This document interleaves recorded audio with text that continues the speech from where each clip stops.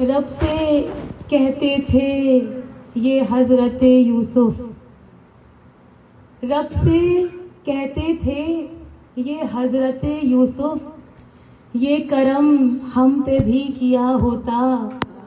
رب سے کہتے تھے یہ حضرت یوسف، یہ کرم ہم پہ بھی کیا ہوتا، اتنے بھائی نہیں دیے ہوتے، ایک عباس دے دیا ہوتا، اتنے بھائی نہیں دیے ہوتے، ایک عباس دے دیا ہوتا۔ بولا ہوگا یہ خدا یوسف سے کہ حق کا الماس کیسے دے دیتا، تم نہ شبیر ہو نہ ماہ بطول، تم کو عباس کیسے دے دیتا۔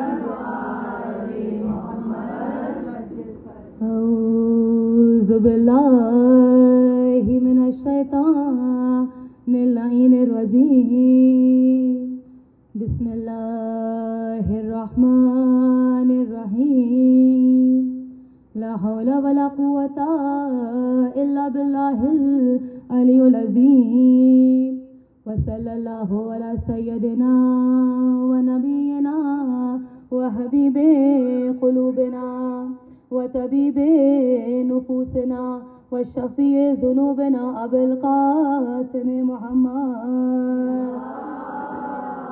اللہم صلی علی محمد وعلی آلہ الطیبین الطاہرین المعصومین، ولعنۃ اللہ علی اعدائہم اجمعین، من یومنا ھذا الی یوم الدین، والجنۃ للمتقین والنار للعاصین، ان اللہ وملائکتہ یصلون علی النبی یا ایھا الذین آمنوا صلوا علیہ وسلموا تسلیما، اللہم صل علی محمد وآل محمد۔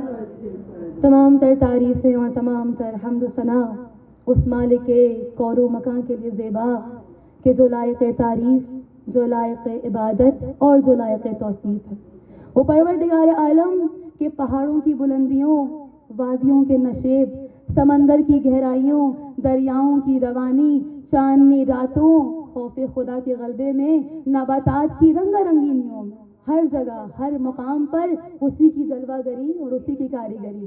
وہ پروردگار عالم کہ جس نے اپنی ذات کا، اپنی صفات کا مظہر بنا کر کچھ ہستیوں کو اس دنیا میں بھیجا۔ دیکھیے، محمد و آل محمد نہ ہوتے وہ خدا تب بھی موجود ہوتا، آل محمد کی ذات نہ ہوتی وہ پروردگار عالم تب بھی موجود ہوتا، مگر کوئی جانتا نہیں کہ خدا کون ہے، کوئی پہچانتا نہیں کہ خدا کون ہے۔ اگر خدا کو کسی نے پہچانوایا ہے، خدا کی وحدانیت کو، توحید کو کسی نے پہچانوایا ہے، تو وہ آل محمد کا گھرانہ ہے۔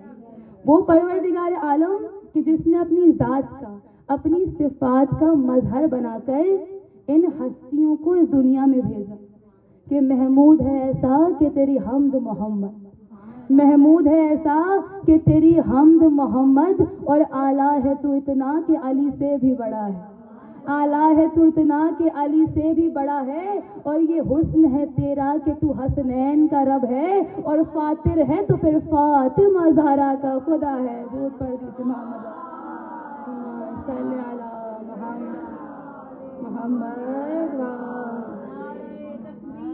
اللہ اکبر یا رسول اللہ یا علی یا علی یا علی محمد وعلی بیت محمد بلند تر صلوات اللہم صلی علی محمد وعلی محمد بعد حمد و ثناء پروردگار عالم ہمارا تمام تر درود و سلام محمد و آل محمد پر درود صلی علی محمد و آل محمد. بارگاہ خداوندی میں دعا کرتے ہیں پروردگارہ ہماری اس عبادت کو اپنی بارگاہ میں قبول فرما. پروردگارہ جتنے بھی مومنات اس فرش عزا پر بیٹھی ہیں ہم سب کی اور جو حاجت مند ہیں ہم تمام کی تمام تر دلی اور شرعی حاجات کو اپنی بارگاہ میں قبول فرما. ہمیں کوئی غم نہ دے سوائے غم حسین کے. صاحب خانہ کے لیے دعا کرتے ہیں کہ جس خلوص کے ساتھ جس محبت کے ساتھ اس فرش عزا کو بچھایا مولا غازی عباس کے نام کی مجلس کا اہتمام کیا پروردگارہ صاحب خانہ کی تمام تر دلی اور شرعی حاجات کو اپنی بارگاہ میں قبول فرما. انہیں کوئی غم نہ دے سوائے غم حسین کے اور اس محبت کو اس عزاداری کو ان کی نسلوں تک قائم و دائم رکھ.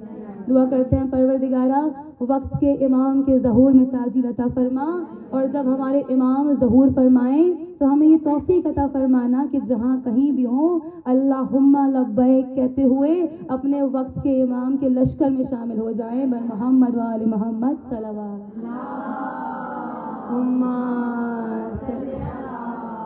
محمد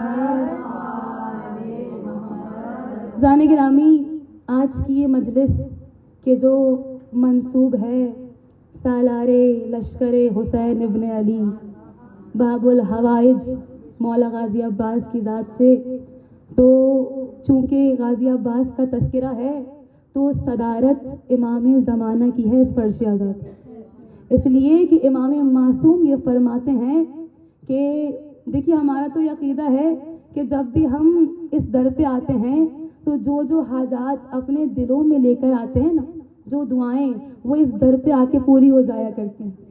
ہمارا تو یہ ماننا ہے کہ جو مشکلات جتنی بھی مشکلات ہم اس فرش عزا پر لے کے آتے ہیں وہ اس در پہ آ کے ٹل جایا کرتی ہیں. اس لیے کہ یہ در کوئی عام در نہیں ہے، یہ اہل بیت سے متصل در ہے، یہ اہل بیت سے منسلک در ہے. لیکن جانتے ہیں امام معصوم کیا فرماتے ہیں؟ امام معصوم یہ فرماتے ہیں کہ جو مجلس مولا غازی عباس سے منسوب ہو جاتی ہے نا تو اس مجلس کی ذمہ داری، اس مجلس کی صدارت خود وقت کے امام زمانہ قائم آل محمد لے لیا کرتے ہیں.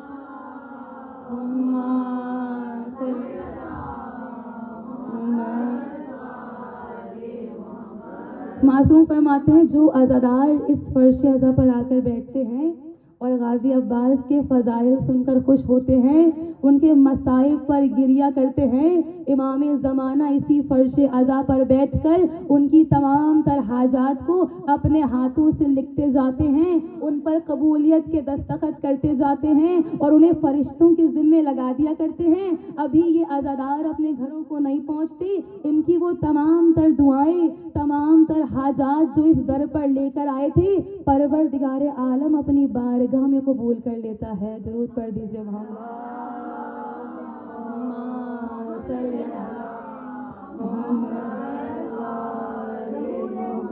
زمانہ علیہ السلام بلند تر سلوات. اللہم صلی علی محمد.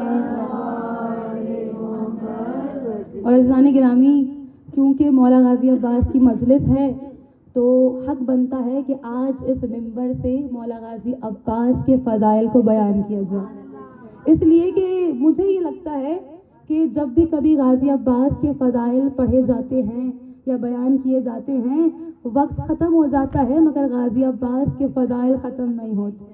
تو جو عزادار اس فرش عزا پر آ کر مولا عباس کے فضائل کو سننا چاہتے ہیں نا تو میں ان سے یہ بات ضرور کہوں گی کہ اپنی سماعتوں کو معرفت کی بلندیوں پہ رکھ کے غازی عباس کے فضائل کو سنیے گا اور پھر یہ دیکھیے گا کہ عباس کی ولایت اور عباس کی بلندی کہاں تک ہے.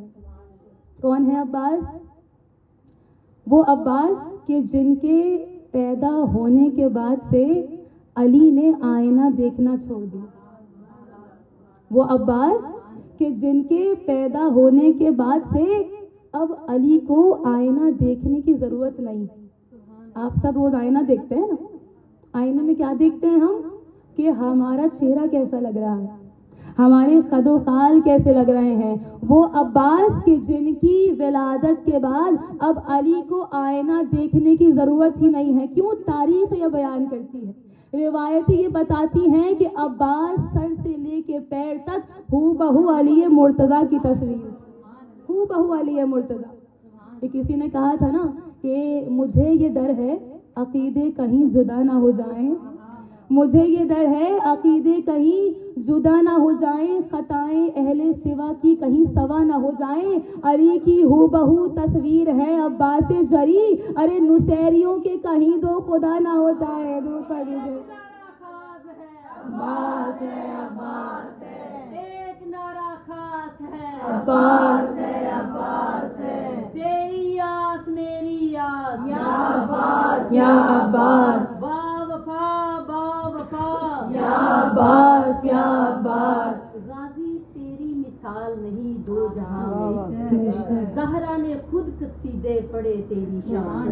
خوشنودی غازی عباس علمدار علیہ السلام بلند تر صلوات. اللہم صلی علی محمد. عزیزان گرامی، آج جب ہم مولا غازی عباس کی ہستی کو پڑھتے ہیں یا ان کو ہم سنتے ہیں تو کتنی ہی فضیلتیں ہیں جو مولا غازی عباس سے منسوب ہیں. علمدار بھی ہیں، وفادار بھی ہیں، ہے نا، بہادر بھی ہیں، شجاع بھی ہیں، جری بھی ہیں. یہ تمام فضیلتیں مولا غازی عباس سے منسوب ہیں. لیکن جانتے ہیں ایک فضیلت اور ہے مولا عباس. پروردگار عالم نے ایک مرتبہ مولا عباس کو ایسا دیا ہے جو کسی اور کو نہیں دیا. جانتے ہیں کون سا مرتبہ ہے؟ ہم سب اپنے گھروں میں نظر و نیاز کرتے ہیں نا. نظر اسی کی دی جاتی ہے جو اس دنیا سے چلا گیا ہو. اس کی بارگاہ میں ہم اپنی جانب سے کوئی تحفہ ہدیہ کرتے ہیں. اب چاہے وہ قرآن ہو، وہ نماز ہو، وہ درود ہو، یا کوئی سورہ ہو، یا کچھ نظر و نیاز میں پکایا ہوا ہو، ہم ہدیہ کر دیتے ہیں. اب دیکھیے نظر جو ہے وہ امام حسین کی بھی دی جا رہی ہے، وہ کربلا میں موجود ہے.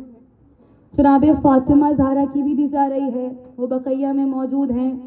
لیکن حاضری جو ہے نا، حاضری ہونے سے ہوتی ہے. حاضری اسی کی ہو سکتی ہے جو اصل میں موجود ہو، حاضر ہو. تو اگر آج 8 محرم کو کروڑوں گھروں میں مولا عباس کی حاضری ہو رہی ہے تو اس کا مطلب یہ ہے کہ علی کا لال، علی کا فرزند کروڑوں گھروں میں ایک ہی وقت میں موجود ہے. اس لیے کہ عباس حاضر ہے. اور اگر کوئی یہ کہے نا کہ پڑھنے والے نے تو بہت بڑی بات پڑھ دی، تو عزیزان گرامی یہ کوئی بڑی بات نہیں ہے. اس لیے کہ علماء یہی بیان کرتے ہیں، کتابوں میں یہی موجود ہے. اور جانتے ہیں کہ جب مولائے متقیان علی ابن ابی طالب علیہ السلام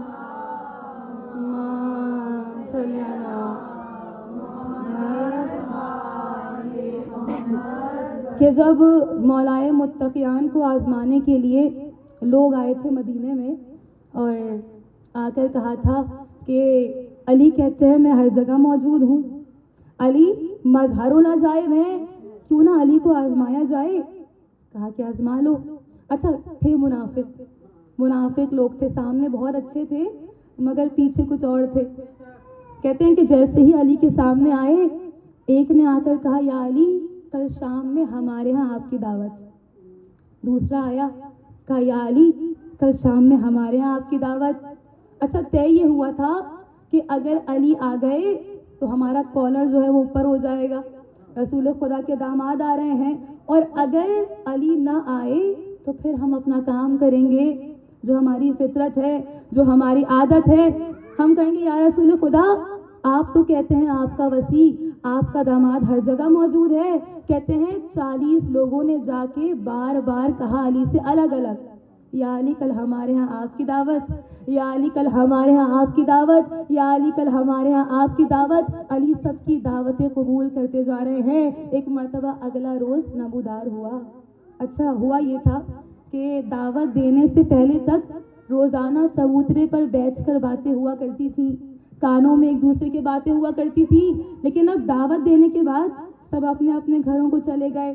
کہتے ہیں اگلا روز نمودار ہوا، سب اپنے گھروں میں اہتمام کر رہے ہیں، انتظام کر رہے ہیں کہ اتنے میں دق الباب ہوا، مولائے متقیان امیر المومنین شاہ نجف آئے ہیں، سب نے جا کے جلدی جلدی دروازے کھولے، علی کا استقبال کیا، لا کر اپنے گھروں میں بچھایا، علی کے ساتھ کھانا تناول کیا۔ اچھا سب جو ہے نا وہ دل ہی دل میں خوش ہو رہے ہیں کہ کل مسجد نبوی میں جا کر سب کے سامنے رسول کو بتاؤں گا، یا رسول خدا آپ کا داماد تو کل میرے گھر آیا تھا، آپ کا داماد کل ہمارے گھر آیا تھا۔ رسول کے سامنے فخر و مباحات کریں گے۔ کہتے ہیں کہ اگلا روز نمودار ہوا، سب اپنے اپنے گھروں سے نکلے، وہ لوگ جو دعوت سے پہلے تک چبوتروں پر بیٹھ کر باتیں کیا کرتے تھے، کوئی ایک دوسرے کو دیکھ ہی نہیں رہا، سب کی گردنوں میں کلف لگا ہوا ہے، سب سیدھے سیدھے جا رہے ہیں، سامنے والا بھی نہیں دیکھ رہا، اس کی گردن میں بھی کلف لگا ہوا ہے، وہ کسی سے کم ہے، اس کے گھر بھی علی آئے ہیں، اس کے گھر بھی رسول کا داماد آیا ہے۔ کہتے سارے کے سارے خاموشی کے ساتھ رسول خدا کی بارگاہ میں جمع ہو گئے۔ رسول خدا نے سب کے چہروں کو دیکھا، کہا ایسا لگتا ہے کچھ کہنا چاہتے ہو؟ کہا ہاں یا رسول خدا کہنا چاہتے ہیں۔ کہا یا رسول خدا آپ کے داماد کا تو کیا ہی کہنا، علی کی تو پوری دنیا میں کوئی مثال نہیں ملتی، علی جیسا تو پوری کائنات میں کوئی نہیں ہے۔ یا رسول خدا ایک مرتبہ کہا تھا یا علی ہمارے گھر دعوت میں آ جائیے، علی میرے گھر دعوت میں آ گئے۔ کہتے اتنا سننا تھا، سامنے سے شخص کھڑا ہوا، کہا تو جھوٹ بول رہا ہے، علی تو کل میرے گھر آئے تھے، علی کل میرے گھر دعوت میں آئے تھے۔ کہا اتنا سننا تھا، تیسرا کھڑا ہوا، کہا تو کون سا سچ بول رہا ہے، تو بھی تو جھوٹ بول رہا ہے، کل تو علی میرے گھر دعوت میں آئے تھے۔ کہتے مسجد نبوی میں کوہرام مچ گیا، یا رسول خدا آپ کا داماد میرے گھر پہ، آپ کا داماد میرے یا علی یا علی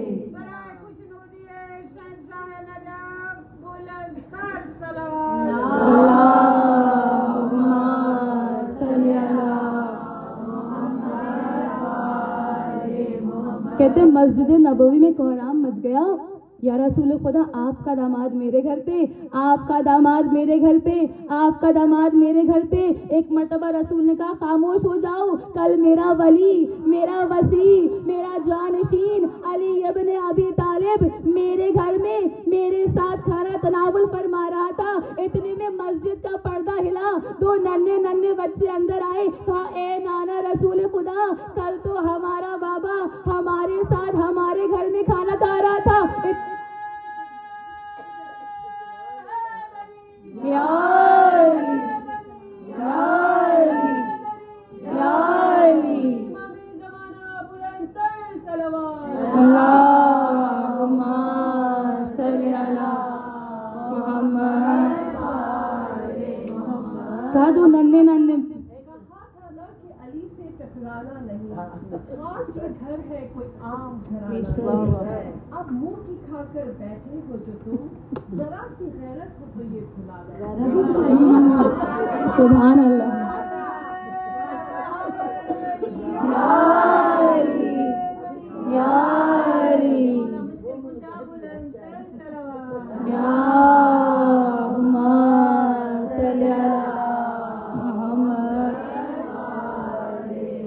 کہتے ہیں دو ننھے ننھے بچے اندر آئے، کہا یا رسول خدا کل تو ہمارا بابا ہمارے ساتھ ہمارے گھر میں کھانا تناول فرما رہے تھے، کتنے میں جبرائیل امی آسمان سے نازل ہوئے، کہا یا رسول خدا پروردگار عالم بعد از درود و سلام یہ فرما رہا ہے کہ ان سب کو بتا دیجئے کل خدا کا ولی خدا کے پاس موجود تھا۔ درود پڑھ دیجئے۔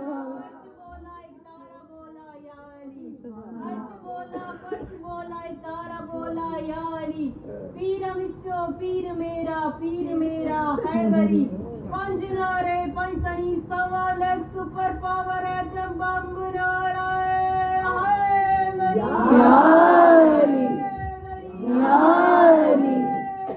یا علی مولا علی علیہ السلام بلند تر صلوات۔ اللہم صلی علی محمد۔ زان گرامی وہ عباس کہ تاریخ کہتی ہے کہ 4 شعبان وہ تاریخ تھی کہ جب علی مرتضیٰ کے گھر میں وفاؤں کا قرآن نازل ہو گیا. جانتے ہیں کتنی محبت تھی حسین کو عباس سے؟ اتنی محبت تھی کہ جب عباس 2, 2.5 یا 3 سال کے ہوئے ہیں نا تو امام حسین کا ایک مزاج تھا. مزاج کیا تھا کہ عباس کو اپنے کاندھوں پہ بٹھاتے تھے اور مدینے کی گلیوں میں چہلتے تھے. کیا مزاج تھا؟ کاندھوں پہ بٹھاتے اور مدینے کی گلیوں میں چہلتے تھے. کہتے ایسی ایک روز امام حسین مولا عباس کو کاندھوں پہ بٹھا کے ٹہل رہے تھے. ایک دل جلا مل گیا. کہا مولا ایک بات کہوں؟ کہا کہو. کہا یہ آپ کے شایان شان نہیں کہ آپ عباس کو اپنے کاندھوں پہ بٹھا کر مدینے کی گلیوں میں ٹہلیں. مولا نے کہا کیوں؟ کہا مولا اس لیے کہ کہاں آپ رسول کی بیٹی فاطمہ کے بیٹے، کہاں یہ فاطمہ کلابیہ کا بیٹا، کہاں آپ زہرا کے لال اور کہاں یہ فاطمہ کلابیہ کا بیٹا. کہا مولا کہاں آپ اور کہاں یہ. جانتے ہیں امام حسین نے تیور بدل کر ایک جملہ کہا، اور اب جو میں جملہ پیش کرنے جا رہی ہوں نا، یقین جانیے میری پوری مجلس اس جملے پہ قربان ہو جائے. اور جن کی رگوں میں عباس گونجتا ہے نا، جن کی رگوں میں عباس دوڑتا ہے، جو عباس کو اپنا آقا اور مولا مانتے ہیں، وہ اس جملے کو ضرور سنیے گا. ایک مرتبہ مولا حسین نے تیور بدل کے جملہ کہا تجھے کیا لگتا ہے میں نے عباس کو اپنی محبت میں کاندھوں پہ بٹھایا ہوا؟ کہا مولا پھر؟ کہا میں نے عباس کو مجبوری کے تحت اپنے کاندھوں پہ بٹھایا ہوا ہے. کہا مولا کیسی مجبوری؟ کہا مجبوری یہ ہے کہ ہر دور کے محمد پر واجب ہے اپنے دور کے علی کو اپنے کاندھوں پہ اٹھائے. دودھ پڑ دیجیے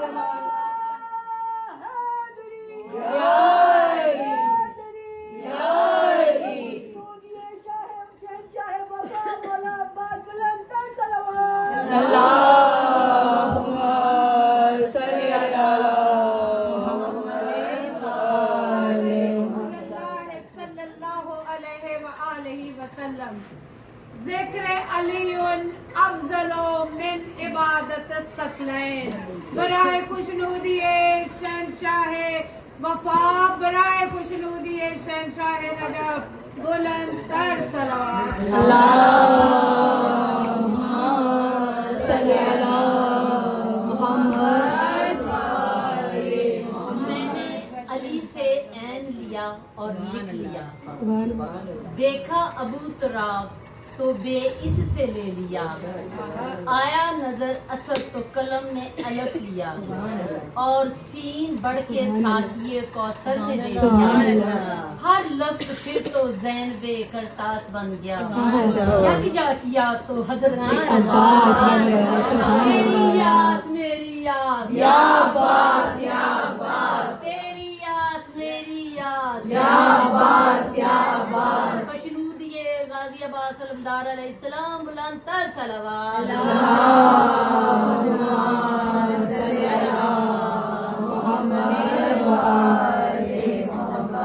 مولا فرماتے ہیں میں اپنے دور کا محمد، یہ میرے دور کا علی. میں کربلا کا محمد اور یہ کربلا کا علی. عزیزان گرامی، اگر ابھی بھی کسی کو عباس کے فضائل پر شک ہے نا تو آئیے میں بتاتی ہوں عباس کون ہے. کون ہے عباس؟ جس کے بچوں کا لباس آسمان سے فرشتے سی کر لائیں اسے کہتے ہیں زہرا، اور جس کا لباس خود دنیا میں آنے سے پہلے زہرا اپنے ہاتھوں سے سی کر جائیں اسے کہتے ہیں عباس. ایک اور جملہ پیش کروں، جس کے جھولے کو آسمان سے جبرائیل آ کر جھلائیں اسے کہتے ہیں حسین، اور جس کا جھولا خود حسین جھلائیں اسے کہتے ہیں ابو الفضل عباس. کمال کا عباس نام ہے، کردار کے کمال کا عباس نام ہے، حیدر تیرے جلال کا عباس نام ہے، شبیر تیری ڈھال کا عباس نام ہے، ام البنی کے لال کا عباس نام ہے. ایک نعرہ خاص ہے عباس ہے، عباس ہے، ایک نعرہ خاص ہے عباس ہے، عباس ہے. کل ایمان نعرہ حیدری یا علی یا علی یا علی. عظمت مولا حسین علیہ السلام، برائے عظمت مولا عباس علیہ السلام، بلند تر صلوات. اللہم صلی अला मोहम्मद अब्बास का कुर्ता, सुभान अल्लाह। चुमा करे हसनैन भी अब्बास का कुर्ता, क्यों? क्योंकि ज़हरा का सिला और है। सुभान अल्लाह, सुभान अल्लाह, क्या बात है। जी हाँ, सलाम। या अल्लाहुम्मा सल्ली अला मुहम्मद व आले मुहम्मद। फटाफट में पीछे न रह। बिन मांगे जिसे मिल गए हसन और हुसैन से बेटे, बिन मांगे जिसे मिल गए हसन और हुसैन से बेटे, उस बीबी ने खुदा से मांग कर अब्बास दिए। गाजी अब्बास अलमदार अलैहिस्सलाम बुलंद तर सलावत। अल्लाहुम्मा सल्ली अला मुहम्मद व आले मुहम्मद। गाने गिरामी वो अब्बास कि जिसे खानदान अहले बैत ने इतना चाहा कि हर कोई अब्बास को चाहते हुए नजर आ रहा, जिसे फातिमा ज़हरा ने इतना चाहा, जिसे ज़ैनब कुबरा ने इतना चाहा, जिसे इमाम हसन ने इतना चाहा कि जानते हैं जब सुलह हसन हुई है ना और इमाम हसन ने कागज़ पर शराइत को लिख दिया और उस कागज़ को सामने खड़े शख्स की जानिब फेंक दिया, तो तारीख कहती है मदाइन के मैदान में लूट मच गई। इमाम हसन के खैमे को जला दिया गया और वक्त नहीं है वरना ये बताती कि जिनको करबला में लड़ना था उनकी कितनी हिफाजत हुआ करती थी और उन्हें इमाम हसन कभी भी मैदान जंग में लेकर नहीं जाते थे। ये था तहफ़्फ़ुज़। कहते हैं जब मदाइन की जंग छिड़ी तो मौला अब्बास जो है वो नहीं गए थे इमाम हसन के साथ। हुआ ये कि जब गुफ्तगू हो रही थी इमाम हसन की तो एक मलाउन ने अपनी छड़ी की नोक को जहर से बुझाया हुआ था और गुफ्तगू के दौरान ही उसने उस छड़ी की नोक को इमाम हसन के हाथ पर रख के जोर से दबाया। कहते इतना गहरा जख्म हुआ था इमाम हसन के और चूंकि उसमें जहर मिला हुआ था इमाम हसन तड़प के रह गए। कहते हैं जब मदीने लाया गया इमाम हसन को तो जनाबे मुख्तार सक़फ़ी के वालिद इनको कूफा ले गए। इलाज हुआ इमाम हसन का कूफे में और जब ठीक होकर मदीने आए हैं तो ये बात मदीने में आम हो गई। कहते हैं फ़कत इतना पूछा था अब्बास ने किसी सहाबी हसन से कि क्या नाम मालूम है, फ़कत ये जुमला कि नाम मालूम है। कहते हैं किसी सहाबी हसन ने नाम बता दिया। इधर नाम का सुनना था उधर अब्बास निकले, सर पे खोल रखा, ज़रा पहनी कमर में तलवार को लगाया, मुर्तजिस पर बैठे और अब जो मुर्तजिस पर बैठे हैं ना पीछे मुड़ के मदीने को नहीं देखा। तारीख कहती है इतनी तेजी से अब्बास का घोड़ा चला था कि कूफे के दारुल अमारा के दरवाजे पर जाकर अब्बास ने तन्हा मुर्तजिस को रोका। दाएं देखा बाएं देखा, गुजरने वालों से पूछा क्या इस शख्स को जानते हो? कहते हैं किसी ने नाम बता दिया। कहा हाँ ये शख्स तुम्हें फलां बाजार में मिलेगा। कहते हैं बाजार का रुख किया और बाजार पहुंचकर उस मलाउन को ललकार कर कहा था कि तेरी इतनी जुर्रत, तूने मेरे भाई के हाथ को जख्मी किया। कहा था अगर इतनी सी भी हिम्मत है ना, अगर दिल में जरा सी भी हसरत बाकी है तो सामने आओ और अब्बास पे वार कर। कहते हैं फौरन समझ गया इसलिए कि अब्बास को सिफ़ीन में देखा हुआ था। कहते हैं खौफ से कांपने लगा, जान बचाने के लिए अब्बास पर हमला किया। एक मर्तबा मौला ने मलाउन के हमले को रद्द किया, अब दूसरा हमला अब्बास का था। जैसे ही अब्बास ने दूसरा हमला किया तारीख कहती है मलाउन का सर कट के दूर गिरा। अब्बास घोड़े से उतरे, लाश की तरफ नहीं देखा, मलाउन के सर को उठाया, घोड़े पर बैठे।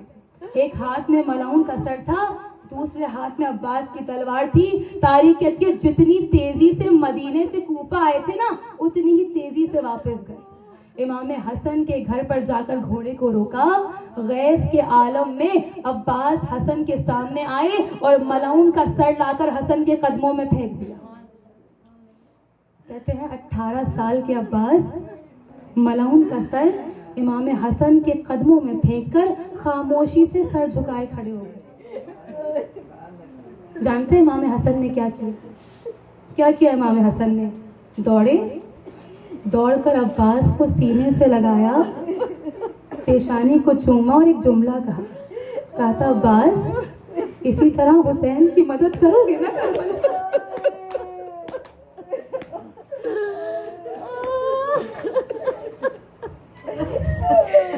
کہا تھا عباس اسی طرح اپنے بھائی حسین کی نصرت کرو گے نا کربلا میں؟ کہتے ہیں عباس خاموش ہے، زبان سے کچھ نہیں کہا، آنکھوں سے آنسو جاری ہے اور پیار تھا کہ چھلکا پڑتا تھا۔ جانتے جب امام حسن بہت پریشان ہوتے تھے نا تو گھر کے اپنے حجرے سے نکلتے اور گھر کے صدر دروازے پہ آ کے آواز دیتے باہر کون موجود ہے؟ کمبر کہتے مولا میں موجود ہوں۔ امام حسن کہتے کمبر ذرا جلدی سے جا کر عباس کو تو بلا لاؤ۔ میں آپ کو دو بھائیوں کی محبت کا حال سنا رہی ہوں، اولین و آخرین میں آپ کو ایسی محبت کہیں نہیں ملے گی۔ ابھی تک آپ نے حسین کی عباس سے محبت سنی ہے نا، لیکن ایک بھائی اور بھی تو تھا عباس کا۔ کہتے جب عباس کو یہ پتا چلتا کہ بھیا حسن نے بلایا ہے، تاریخ کہتی ہے عباس ایسے دوڑتے تھے جیسے ہوا کے پڑ لگ گئے ہو عباس۔ اور جب عباس آتے امام حسن کے حجرے میں اور دیکھتے کہ حسن سر جھکائے بیٹھے ہیں پریشانی کے عالم میں، تاریخ کہتی ہے عباس کا دل کٹ کے رہ جاتا۔ اور جب حسن کو معلوم ہوتا کہ عباس آ گئے، دوڑ کر عباس کو سینے سے لگاتے، پیشانی کو چومتے، کہتے عباس تم آ گئے، آؤ عباس میرے پاس بیٹھ جاؤ۔ کہتے ہیں پہلے تو بڑی دیر تک عباس کو دیکھتے رہتے، پھر کہتے عباس تم جانتے ہو ہم نے تمہیں کیوں بلایا؟ عباس تمہیں معلوم ہے ہم نے تمہیں کیوں بلایا؟ کہا عباس جب تم آ جاتے ہو ہم اپنے سارے غموں کو بھول جاتے۔ عباس تمہارا چہرہ دیکھ کر ہمارا دل بڑا ہو جاتا ہے، عباس تجھے دیکھ کے میرے دل کی کلی کھل جاتی۔ شاید آپ ان جملوں کی قدر کر سکے، شاید قدر کر سکے کہ ابھی حسن کا جنازہ قبر نبی تک نہ پہنچا تھا کہ چاروں جانب سے تیر و تبر کی بارش ہوئی۔ ایک مرتبہ عباس کو جلال آیا، ایک مرتبہ بھائی کے جنازے کے آگے آئے ہیں، ایک مرتبہ تلوار کو نیام سے نکالا۔ کس کی مجال ہے کہ جو علی کے شیر کو روک سکے؟ عزادارو، کیا عباس کو اپنے بھائی حسن کی وہ محبتیں یاد نہ آئی ہوں گی؟ کیا حسن کے وہ جملے یاد نہ آئے ہوں گے کہ عباس تجھے دیکھ کے میں اپنے سارے غموں کو بھول جاتا ہوں؟ لیکن ہائے عزاداروں، ایک ہاتھ عباس کے سینے پر آیا، عباس تلوار کو نیام پہ رکھو، عباس یہ جنگ کا وقت نہیں ہے۔ ہاں عزاداروں، عباس کی غربت کا اندازہ کیا آپ نے؟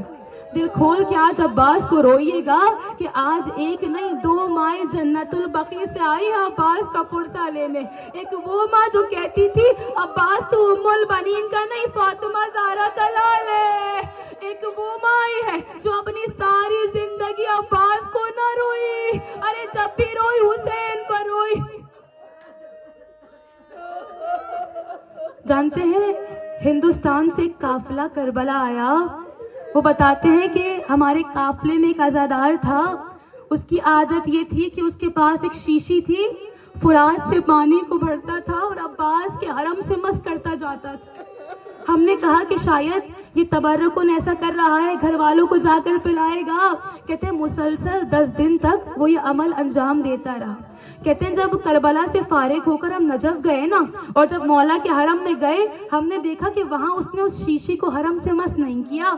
ہم نے سوچا نہ جانے کیا عقیدت ہے اس کی۔ کہتے ہیں جب ہم شام گئے اور زینب کبریٰ کے روضے پر آئے، وہاں بھی اس نے اس شیشی کو حرم سے مس نہیں کیا، لیکن کہتے ہیں شیشی کو چھوڑتا نہیں تھا، سینے سے لگا کے رکھتا تھا۔ کہتے ہیں لیکن جب ہم زندان شام میں آئے نا اور ایک ننھی سی قبر پر آئے، دوڑ کر آیا، اس شیشی کو کھولا، ارے پانی قبر سکینہ پہ ڈالتا جاتا تھا، کہتا تھا سکینہ اٹھو، دیکھو تیرے چچا نے پانی بھجوایا۔ سکینہ بڑا ارمان تھا، ارے چچا فرات سے پانی لے کے آئے گا، ارے سکینہ اٹھو، ارے چچا نے پانی بھجوایا۔ عباس کی غربت کا احساس کیا آپ نے عزاداروں؟ جانتے کون ہے عباس؟ کیا غربت ہے عباس کی؟ تاریخ میں لکھا ہے خاتون تھی، مسلمان نہیں تھی، ہندو تھی. ہر 8 محرم کو ہندو تھی، ہر 8 محرم کو اپنے گھر میں عباس کی حاضری دلوایا کرتی تھی اور باہر کھڑے ہو کے دیکھتی اگر کوئی اچھا مومن یا اچھا عزادار نظر آتا اسے کہتی کہ میرے گھر آ کے عباس کی نظر دے دے کیونکہ میں مسلمان نہیں ہوں، مجھے نظر دینا نہیں آتی. کہتے 1 سال اس کے علاقے میں کرفیو لگ گیا، حالات ٹھیک نہیں تھے. کہتے ہیں عادت کے مطابق 8 محرم کو غازی عباس کی حاضری کو سجایا، انتظار کرتی رہی، کوئی نظر نہ آیا. ایک مرتبہ مولا عباس کے پرچم کو دیکھ کر کہا تھا یا عباس حاضری سجانا میرا کام تھا، نظر دلوانا آپ کا کام. اے غازی جب تک میری نظر نہیں آئے گی میں سوؤں گی نہیں. صبح سے شام ہو گئی بیٹھی رہی. جانتے ہیں جب رات کا پہلا پہر آیا نا دروازے پر دستک ہوئی، جا کے دروازے کو کھولا، کیا دیکھا ایک مرد مومن سر کو جھکائے کھڑا ہے. کہا تھا بی بی میں تیرے گھر نظر دینے آیا ہوں. اس کو اندر بلایا. وہ بی بی کہتی ہے جہاں حاضری کا سامان سجایا ہوا تھا وہ شخص وہاں پر آیا، زبان سے کچھ پڑھا اور جب پڑھ کر جانے لگا نا میں نے روک کر کہا تھا اے شخص میں مسلمان نہیں ہوں مگر تو نے نظر کو نہیں دیا. کہا تھا کیوں؟ کہا آج تک جب سے میں نے نظر کو دلوانا شروع کیا ہے جب بھی کوئی آتا ہے اپنے ہاتھوں کو اٹھا کے نظر دیا کرتا ہے. میں نے اپنی آنکھوں سے دیکھا تو نے اپنے ہاتھ نہیں اٹھائے. تڑپ کر کہا تھا جس کے ہاتھ کربلا میں کاٹے گئے ہو وہ ہاتھوں کو اٹھا کے نظر نہیں دے سکتا. جس کے ہاتھ کربلا میں کاٹے گئے ہو. عزاداروں بڑا مان تھا ام المؤمنین کو اپنے اسلال پر. جانتے روز عاشور کا دن آیا، ارے عباس لاشوں پر لاشیں اٹھا کے لا رہے ہیں. کبھی گود کے پالے اور محمد کا لاشا لاتے ہیں، کبھی حبیب ابن مظاہر جیسے بوڑھے کا لاشا لاتے.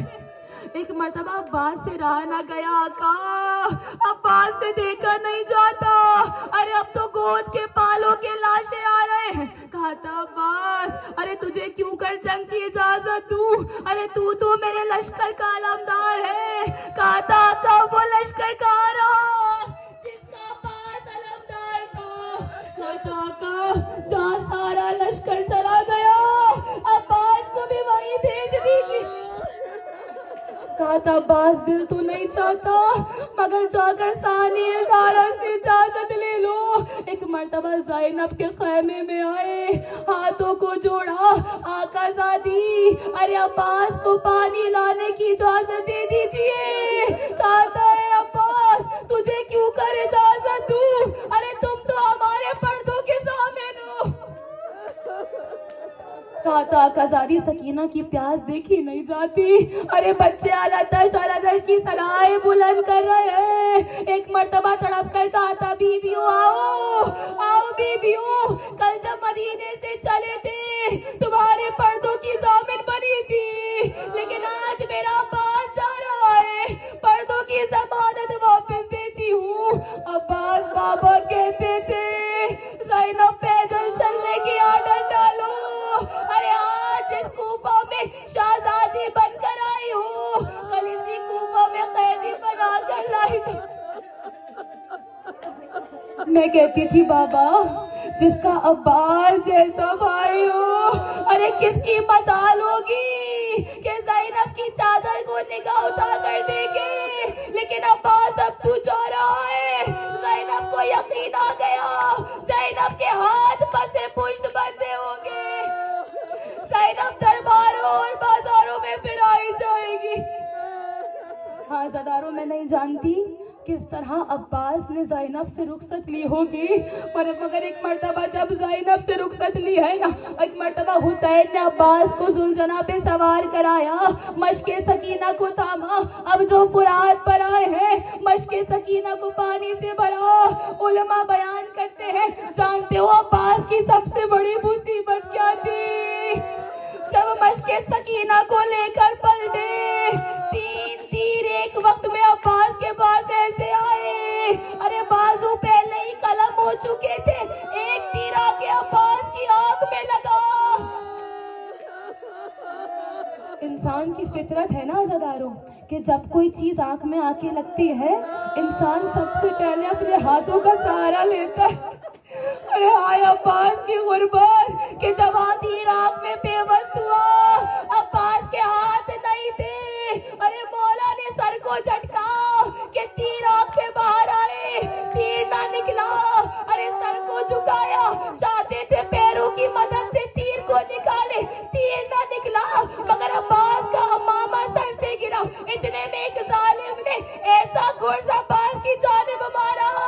ارے گرز عباس کے سر پہ پیوست ہوا, سینے میں سنبھل نہ سکے. آقا میری مدد کو آئیے. آقا غلام کا آخری سلام قبول کیجیے.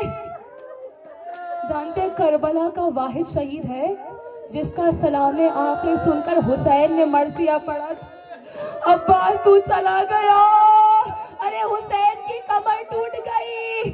عباس وہ آنکھیں جو تیرے ہونے سے چین کی نیند سویا کرتی تھی وہ آنکھیں جاگا کرے گی, اور جو آنکھیں تیرے ہونے سے خوف سے جاگا کرتی تھی وہ آنکھیں سویا کرے گی. عباس اب زینب ایسی جاگے گی شاید پھر کبھی چین نصیب. میں نہیں جانتی کس طرح ٹوٹی ہوئی کمر کے ساتھ حسین لاشا عباس پر آئے ہوں گے. خدا کسی بھائی کو جواں بھائی کا یہ عالم نہ دکھائے. بس آخری جملے عزاداروں گریے کے حق کو ادا کیجیے گا. علماء بیان کرتے ہیں دو وجوہات تھی شبیر نے عباس کا لاشا نہ اٹھایا. پہلی وجہ یہ تھی کہ عباس نے وصیت کی تھی آقا میرے لاشے کو خیموں میں نہ لے جائیے گا. آقا سکینہ سے بڑا شرمندہ ہوں, اپنی بچی کو پانی لا کے نہ دے سکا. دوسری وجہ یہ تھی جس کی خود کی کمر ٹوٹی ہوئی ہو وہ جوان بھائی کا لاشا نہیں اٹھا سکتا. ارے بھائی نے بھائی کی آغوش میں دم توڑا. سرپیر کے ہاتھوں سے یہ شبیر پکارے عباس مجھے چھوڑ کے جنت کو سدھارے. بس ہو چکی تعظیم میں قربان تمہارے. ارے کچھ بولو تو اے عاشق سلطان مدینہ. ارے چلاتی ہے ڈیوڑی پہ تمہیں آئے سکینہ. یہ مشق جو وہ خون میں تر جائے گی بھائی, بس آئے چچا کہہ کے وہ مر جائے گی بھائی. اللہ لعنت اللہ علی القوم الظالمین.